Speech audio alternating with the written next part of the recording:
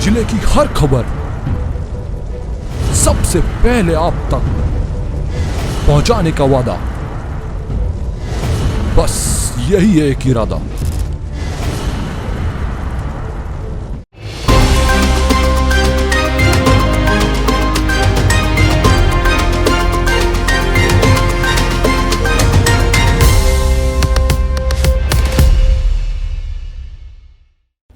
नमस्कार, आप देख रहे हैं पद्मस 24/7 क्रिसमस संडे के साथ। चलिए न्यूज बुलेटिन की शुरुआत करते हैं हेडलाइन से।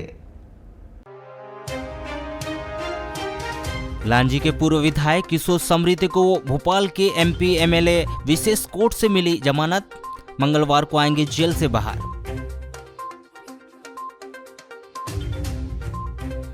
मेगा वैक्सीनेशन शिविर में जिले वासियों का दिखा भारी उत्साह, शहरी क्षेत्रों के सेंटरों में 2 बजे ही समाप्त हुई वैक्सीन। मोबाइल फ्रॉड के मामले में 7 आरोपियों की जमानत याचिका की सुनवाई टली, 22 जून को होगी विशेष अदालत में सुनवाई। जिला शिक्षा अधिकारी के आदेश के बाद भी शिक्षकों को नहीं मिली 7वें वेतनमान की दूसरी किस्त, जिले भर के शिक्षकों में आक्रोश। कोविड की वजह से विश्व अंतर्राष्ट्रीय योग दिवस के कार्यक्रम हुए रद्द, घर पर रहकर ही ऑनलाइन योग शिविर में शामिल हुए लोग। और अनलॉक पर बेपरवाह हुए लोग, बाजारों में भीड़ से डरे व्यापारी, विशेषज्ञ चिकित्सकों ने लोगों को सुरक्षित रहने की दी सलाह। हेल्थ डिपार्टमेंट के द्वारा 21 जून को जिले में मेगा वैक्सीनेशन कैंप का आयोजन किया गया, लेकिन इस दौरान जिले वासियों का उत्साह वैक्सीन पर भारी पड़ गया। शहरी क्षेत्र में वैक्सीनेशन कैंप पर इतनी भीड़ उमड़ी कि 2 बजे ही अधिकांश वैक्सीनेशन सेंटरों में वैक्सीन समाप्त हो गए। इस दौरान लोगों में नाराजगी भी देखी गई।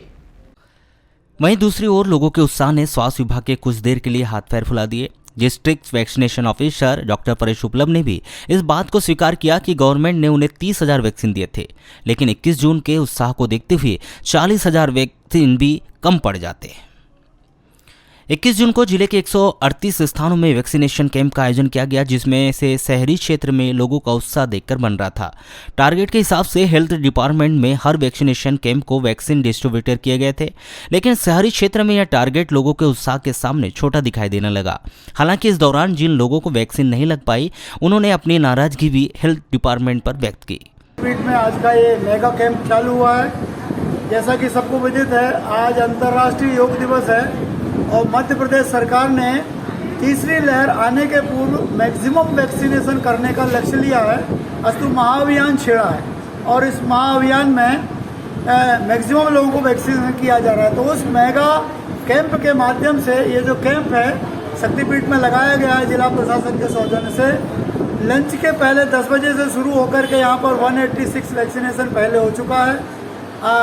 आफ्टर मिड डे ये दूसरा चरण चालू हुआ है। अभी जो जानकारी है कि करीब 20 पंजीकरण यहाँ हो चुके हैं और 20 लोगों का यहाँ पर हो गया। ये 5 बजे शाम तक चलेगा। 500 का यहाँ पर व्यवस्था है। वैक्सीनेशन सेंटरों में वैक्सीन कम होने की बात शहरी क्षेत्रों के सेंटरों में नहीं बल्कि ग्रामीण क्षेत्रों के से भी सामने आ रही है। लोगों का यही कहना है कि सरकार के द्वारा महाअभियान का रूप दिया गया तो सेंटरों में पर्याप्त वैक्सीन उपलब्ध करवाना था। डिस्ट्रिक्ट हेडक्वार्टर्स के कुछ ही वैक्सीनेशन सेंटर को छोड़ दे तो अधिकांशों में दोपहर के समय ही वैक्सीन खत्म हो गए थे, जिसके कारण लोग काफ़ी निराश हुए। शहर के वैक्सीनेशन सेंटर गर्ल्स कॉलेज में दोपहर 1 बजे तक ही 200 डोज लगाए जा चुके थे, जिसके कारण 50 डोज और बुलाए गए, लेकिन वह भी लोगों की तुलना में बहुत कम थे। तो अभी आपने वैक्सीन लगा ली है? सर नहीं लगाया। हाँ, तो कितने देर से बैठे हैं आप? सर आधा घंटा हो गया। तो क्या बोल रहे हैं यहाँ पे अभी? जी लग गया। तो वैक्सीन खत्म हो गई की बात पता है आपको? सर अभी तो बोल रहे थे वैक्सीन खत्म हो गई बट आने वाली है। आने वाली बोल रहे हैं। अच्छा, तो आप कॉलेज आए थे कि वैक्सीन लगवाने आए? लगवाने। तो अभी कितने देर से खड़े हो आप लोग? तो क्या बोल रहे हैं अंदर अभी? वैक्सीन लगाएंगे। तो कब आएगी ऐसा कुछ? वेट करो बोले आ रहे हैं। तो और कितने देर वेट करेंगे आप? आधा ही घंटा। और अगर नहीं आई तो? घर जाएंगे। कहाँ से आए हैं वैक्सीन लगाने? अमीरा से। तो वैक्सीन लगा ली है आपने? नहीं। तो कितने देर से खड़े हैं अभी? 1 घंटे से खड़े हैं। तो क्या बोल रहे हैं अभी अंदर? वैक्सीन खत्म हो गया बोल रहे हैं सरकार। तो कब आएगी ऐसा कुछ? तो वेट करो बोल रहे हैं, अभी आ जाएगा। गुरुद्वारा, गुरु सिंह सभा और सरेखा में बनाए गए वैक्सीनेशन सेंटर में भी दोपहर में ही वैक्सीन खत्म हो चुके थे, जिसके कारण लोगों को निराश होकर वापस लौटना पड़ा। लोगों का कहना था कि 21 तारीख को अगर वैक्सीन लगवाने महाअभियान था तो वैक्सीन की पर्याप्त व्यवस्था करनी चाहिए थी। नहीं, महाअभियान तो है और बहुत अच्छा प्रयास है, लेकिन सवाल ये है कि जनता को परेशानी भी नहीं होना चाहिए। मौसम गर्मी का है और लोग दूर दूर से यहाँ वैक्सीनेशन के लिए आए हुए हैं और इस वक्त यहाँ वैक्सीन खत्म हो गई है, तो प्रशासन को ये व्यवस्था जरूर करनी चाहिए कि वैक्सीनेशन नहीं जाने, जो समय रखा है 4 बजे तक, वहाँ उतने बजे तक कम से कम वैक्सीन उपलब्ध हो। वैक्सीन की उपलब्धता हो तो ही इतने सेंटर बनाने चाहिए, अन्यथा लोग परेशान हो रहे हैं। और अगर वैक्सीन नहीं है, ज़्यादा वैक्सीन नहीं है, तो उतने सेंटर नहीं बनाए जाने चाहिए, कम सेंटर। अभी वैक्सीन लगाने आए थे, लगा लिया आपने? जी नहीं लगी है। क्यों नहीं लगाए? क्योंकि बोलते वैक्सीन खत्म हो गई है। तो हम इतनी भीड़ भाड़ में आके यहाँ खड़े हैं सवेरे से 11 बजे से, वैक्सीन खत्म हो गई है। हम ऐसा कितने दिन आएंगे हम लोग? तो अब क्या वापस जा रहे हो क्या? अब वापस जा रहे हैं हम लोग। क्यों नहीं लगवा पाए? खत्म हो गई, तो आप वापस क्यों जा रहे हैं आप? वैक्सीन खत्म हो गई। तो क्या बोल रहे हैं लोग, वापस जाओ बोल रहे हैं क्या? बुधवार को लगे। बुधवार को आना बोल रहे हैं। तो क्या जी वैक्सीन खत्म हो चुकी थी। तो क्या बोल रहे हैं से बैठा हुआ था। हाँ, तो वैक्सीन पूरी समाप्त हो चुकी है। तो सिर्फ 200 लोगों को लगाने का था ये, तो उनको लगी और बाकी किसी को नहीं लगी। तो कितने लोग ऐसे वापस जा रहे हैं? तो जितने खड़े हैं सब वापस ही जाएंगे। अच्छा, कहाँ कहाँ गए थे आप वैक्सीन लगाने? मैं पीजी कॉलेज गया था, वहाँ भी नहीं लग पाया। हाँ। तो इधर आया, यहाँ भी नहीं लग पाया। पीजी कॉलेज में क्यों नहीं लगा? वहाँ पर बोले कि जो ऑनलाइन जो बुक किए हैं ना, उन्हीं को लगेगा। तो ऑनलाइन अपन नहीं ऑर्डर किए थे। अच्छा, आप कहाँ के रहने वाले हो? यूपी के गोरखपुर जिला से। अच्छा, तो आप कब आना बोल रहे हैं वैक्सीन के लिए? अब वैक्सीन के लिए बुधवार को फिर आएंगे इधर। मैडम, जैसे कि अभी वैक्सीन खत्म होने की बात कही जा रही है, कितने डोज आप लोग लेके आए थे? कितना 200 लगा? डोज मिले थे। 200 डोज का टारगेट कंप्लीट हो गया, इसलिए खत्म हो गए वैक्सीन। लगभग कितने लोग वापस गए और क्या कह के आप लोग ने इनको कब बुलाया? 100 के अप्रॉक्स वापस गए होंगे लोग, और यही कि 200 डोजेस कंप्लीट हो गए हैं, तो अब नेक्स्ट डेट उन्हें दी गई है वैक्सीन की, और उसी डेट पे वो लोग आएंगे। कि हम लोग को जो डोजेस दिए गए थे उसी के अनुरूप हम लोगों ने लगाया है यहाँ वैक्सीन। क्या मैडम, जैसे अभी डोज जैसे खत्म हुए तो आपने वरिष्ठ अधिकारियों से बात किया होगा कि हमारे यहाँ खत्म हो गया और चाहिए हमें? हाँ, तो उनका कहना क्या बढ़वाने है? की बात भी किए थे, लेकिन टारगेट था 30,000 का टारगेट था, ऐसा हमें पता चला था। तो 30,000 कंप्लीट हो गया, शायद इसीलिए नहीं बढ़ाया गया। District vaccination officer doctor Paresh Shuklam ने बताया कि वैक्सीनेशन महाअभियान को लेकर जिले के 138 स्थानों में 259 सेंटर स्थापित किए गए थे। यह बात सही है कि लोगों में वैक्सीन लगवाने के लिए भारी उत्सुकता देखी गई। जितना हमें टारगेट मिला था, दोपहर तक ही बहुतायत वैक्सीन लगाई जा चुकी थी। महाअभियान को लेकर हमारे जो टोटल वैक्सीनेशन जो सत्र थे वो 259 सत्र थे, 259, और 259 सत्र तो लगाने के लिए हमने 138 स्थानों का चयन किया था। इन 138 स्थानों पे 259 सत्र हमारे आयोजित किए जा रहे हैं। सर, जैसे कि कुछ वैक्सीनेशन सेंटरों में वैक्सीन ख़त्म होने की बात कही गई और हम लोग ने भी पाया, बहुत से लोगों का कहना था कि हम लोग को वापस भी जाना पड़ा। ये बात आपकी सही है। ये वैक्सीनेशन में क्या होता है, जब ऑन स्पॉट वैक्सीनेशन होता है तो इसमें ये रहता है प्रथम आओ प्रथम पाओ। और हमारे ज़िले में हमको 30,000 वैक्सीन मिली थी। इस 30,000 वैक्सीन तो हमने जो है समानांतर रूप में जहाँ जितना वैक्सीन उपयोग किया जा सकता है, हमारे जो ब्लॉक मेडिकल ऑफिसर है उनकी चर्चा उपरांत उन्हें वहाँ उतना वैक्सीन हमने प्रदाय किया। तो इस हिसाब से हमने ज़िले में हमने 2500 डोज रखे हुए थे अर्बन क्षेत्र के लिए। हमने पाया कि वो 2500 डोज जो है वो 1:30 से 2 बजे के पास आसपास हमारा मैक्सिमम अर्बन क्षेत्र के जो हमारा सेंटर है वहाँ वैक्सीन खत्म हो चुका था, और ब्लॉकों में भी यही स्थिति लगभग बनी हुई है। तो सर, जैसे कुछ वैक्सीन सेंटरों का कहना था, वहाँ के ANM हो गया, इन लोग कह रहे थे कि अगर और वैक्सीन भिजा देते तो हम शायद। निश्चित ही है, हमने भी राज्य स्तर पर डिमांड किया हुआ है कि वैक्सीन हमें और अधिक मात्रा में मिले। यदि वैक्सीन हमें अधिक मात्रा में मिलेगी तो हम वैक्सीन भी जो है उसकी आपूर्ति भी जो है हमारे सत्र स्थल पे अधिक मात्रा में करें। क्या लगता है सर, कितनी वैक्सीन अपने को उपलब्ध चाहिए थी आज के दिन के लिए? अगर जिस हिसाब से रुझान नज़र आ रहा है, जो उत्साह है 18+ आयु वर्ग वाले व्यक्तियों में, तो हमारा तो अंदेशा ये है कि हम तो 40,000 डोज भी मिलते तो शायद हम खत्म कर सकते थे। कोरोना महामारी के कारण वार्षिक परीक्षाएं नहीं करवाई गई और बच्चों को सीधे अगली कक्षा में जनरल प्रमोशन दे दिया गया। अब स्कूली बच्चों को अगली कक्षा में एडमिशन देने शिक्षकों को माथापच्ची करनी पड़ रही है। कक्षा 9वीं और 11वीं के बच्चों के सामने ही कक्षा में प्रवेश तो आसानी से मिल ही गया।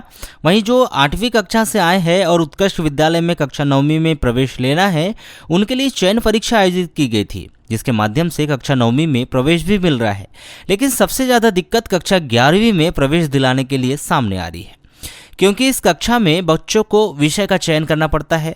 वार्षिक परीक्षा का रिजल्ट नहीं होने के कारण कक्षा 10वीं के अर्धवार्षिकी परीक्षा के प्राप्तांक के आधार पर ही कक्षा 11वीं में अस्थायी प्रवेश दिया जा रहा है, साथ ही उन्हें वहाँ सब्जेक्ट भी दिया जा रहा है। तो उसमें यह है कि जो 9वीं और 11वीं का रिजल्ट हमारा आया था, तो 9वीं और 11वीं के बच्चे तो जो पास हो गए 9वीं के 10वीं में चले गए, उनका एडमिशन 10वीं में हो गया। और जो बच्चे 11वीं के 12वीं में चले गए तो वो 12वीं में उनका एडमिशन मान लिया गया। अब उनको कुछ डॉक्यूमेंट जमा भर करना पड़ सकता है, तो उसको बीच में बुलाएंगे उनको हम।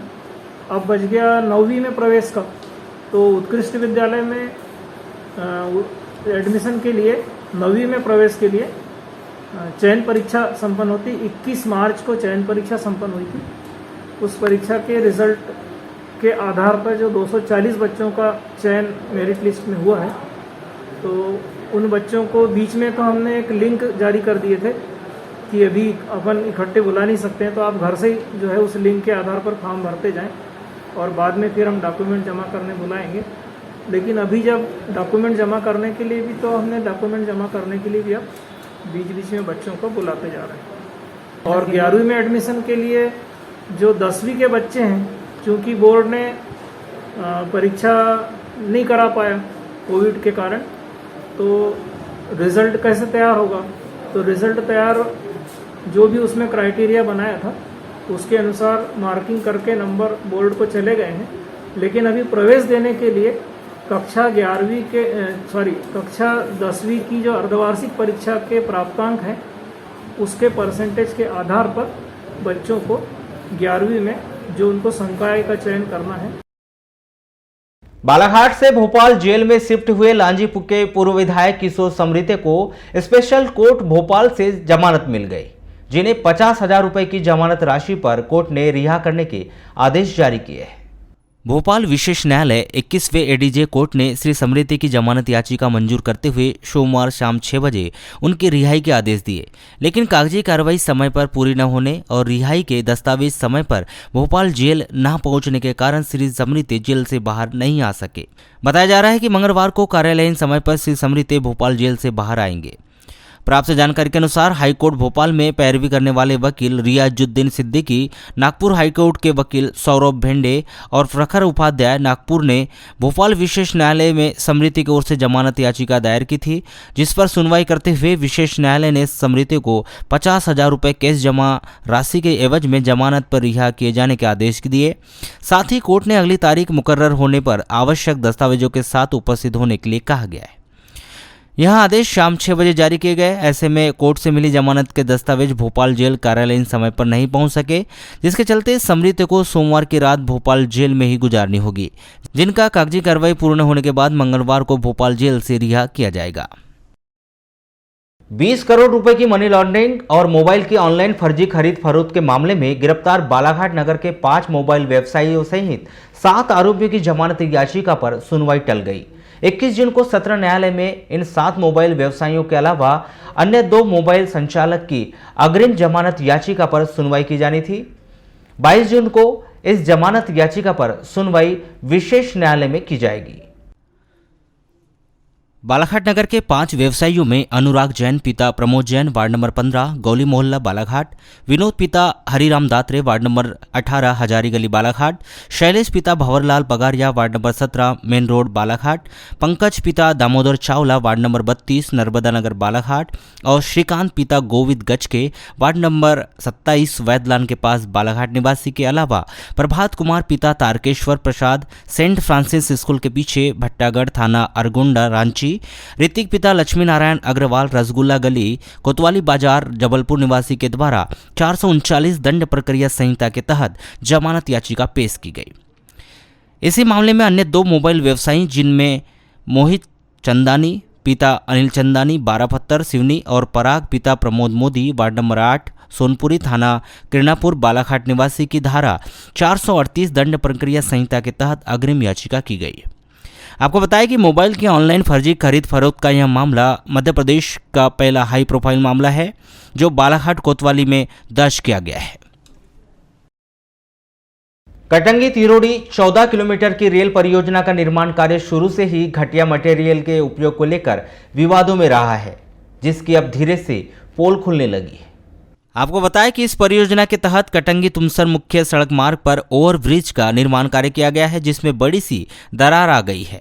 जानकार बताते हैं कि घटिया निर्माण की वजह से निर्माण कार्य कुछ दिनों में क्षतिग्रस्त हो गया है। इस परियोजना का निर्माण कार्य गुजरात के इंफ्राकॉन कंपनी के द्वारा किया गया है, जिसने मोटी रकम बचाने और 2021 तक किसी भी हाल में परियोजना का निर्माण कार्य पूर्ण करने के लिए आनन फानन में बेहद ही घटिया मटेरियल का उपयोग कर निर्माण को पूरा कर दिया है।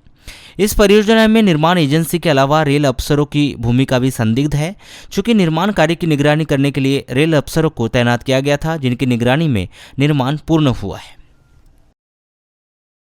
शिक्षा विभाग में पदस्थ तमाम शिक्षकों को कोरोना काल के दौरान राहत पहुंचाए जाने को लेकर 7वें वेतनमान की दूसरी किस्त जारी किए जाने के आदेश किए गए थे, जिसको लेकर जिला शिक्षा अधिकारी के द्वारा संबंधित अधिकारियों को 7 दिन के भीतर इस मामले में उचित कार्रवाई करने के निर्देश दिए गए थे।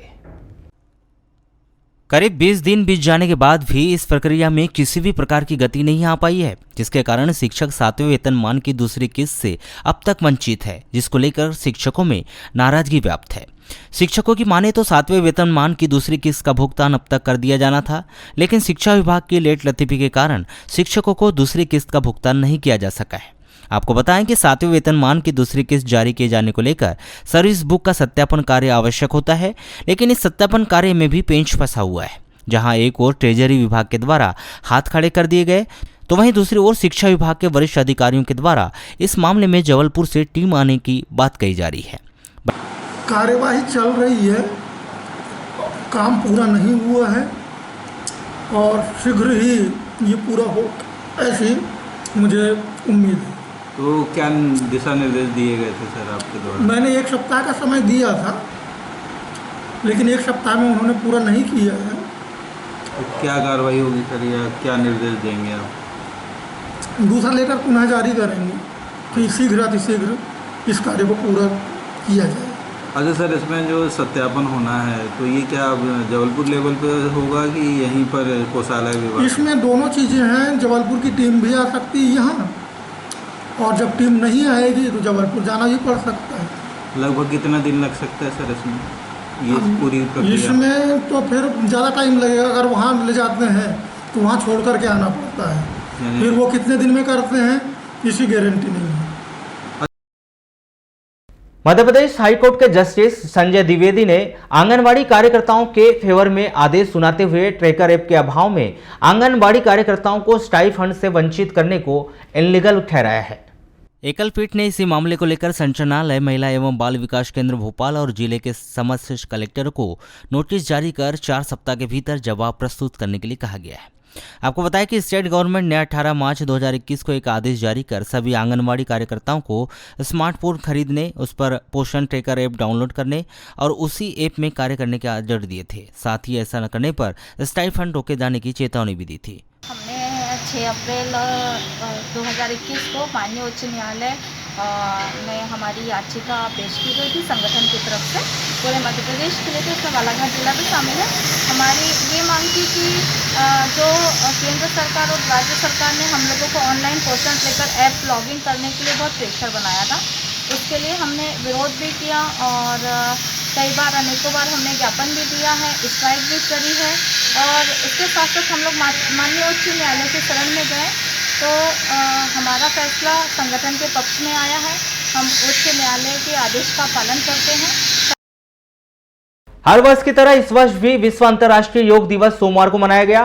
कोरोना महामारी के चलते लोगों ने अपने घरों में रहकर ही योग किया।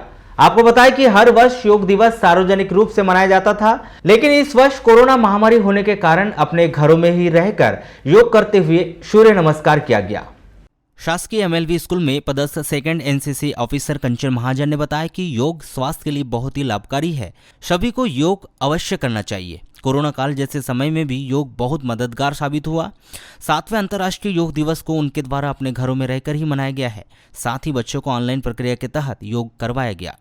योगा से हमें बहुत फ़ायदा है। इससे हमारा मनोबल बढ़ता है, ब्लड सर्कुलेशन अच्छा होता है।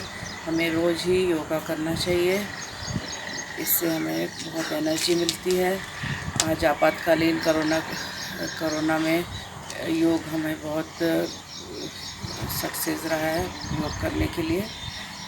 और हम चाहते हैं कि सभी लोग योग करें। अब हम योग करने जा रहे हैं।